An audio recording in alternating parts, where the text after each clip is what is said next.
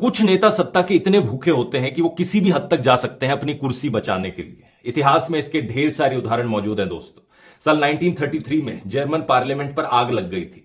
इसके पीछे आरोप एक कम्युनिस्ट आदमी पर डाला गया। हिटलर उस वक्त सिर्फ एक चांसलर था, लेकिन इस हादसे के बहाने से उसने पूरे देश में डर का माहौल फैलाया और देश का संविधान बदल डाला। इस हादसे के सिर्फ एक महीने बाद उसने ऐसे कानून पास किए जिसमें लोगों का बोलने का, लोगों का प्रोटेस्ट करने का अधिकार छीन लिया गया। और पता है क्या, बाद में पता चला कि पार्लियामेंट में आग लगाने वाले लोग हिटलर के नाजी पार्टी के ही लोग थे। कुछ इस तरीके से जर्मनी में तानाशाही की शुरुआत हुई थी।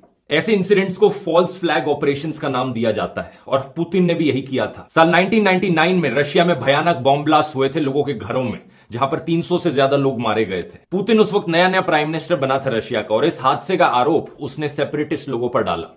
लेकिन इन हादसों का इस्तेमाल किया जाता है पूरे देश में डर का माहौल फैलाने के लिए, यह दिखाने के लिए कि देश खतरे में है सेपरेटिस्ट लोगों से, और अगर देश को कोई बचा सकता है तो वो पुतिन ही है। कुछ ही महीने बाद पुतिन देश का प्रेसिडेंट बन जाता है। बाद में पता चलता है इन बॉम्ब ब्लास्ट के पीछे रशियन इंटेलिजेंस एजेंसीज का हाथ था। वहां के ऑपोजिशन ने मांग भी उठाई थी कि इन बॉम्ब ब्लास्ट में एक पार्लियामेंट्री इन्वेस्टिगेशन हो, लेकिन पुतिन ने नहीं होने दी। एक इंडिपेंडेंट पब्लिक कमीशन भी बनाया गया था, लेकिन उसके 2 मेंबर्स की मिस्टीरियस सर्कमस्टांसेस में मौत हो गई और तीसरे को जेल में डाल दिया गया। कई हिस्टोरियंस मानते हैं कि इन बॉम्ब ब्लास्ट के पीछे पुतिन का खुद का ही हाथ था। यही चीज हाल ही में भी देखने को मिली, जो हमला हुआ था इसी साल रशिया में। यूएस इंटेलिजेंस एजेंसीज ने रशिया को बताया था कि हमला हो सकता है, लेकिन रशियन एजेंसीज ने कुछ नहीं किया। वैसे पुलवामा हमले के बारे में भी हमारे पास इंटेलिजेंस इनपुट मौजूद थी, लेकिन फिर भी सीआरपीएफ के जवानों को एयरलिफ्ट नहीं किया गया। याद है ना सत्यपाल मलिक ने क्या कहा था इसके बारे में? और आज तक ये नहीं पता चल पाया कि वो आरडीएक्स आया कहां से था। आज इलेक्शन का समय चल रहा है दोस्तों, तो मैंने सोचा ये चीजें आपको बता दूं। डर दिखाकर कोई आपके दिमाग की पॉकेट ना मार ले,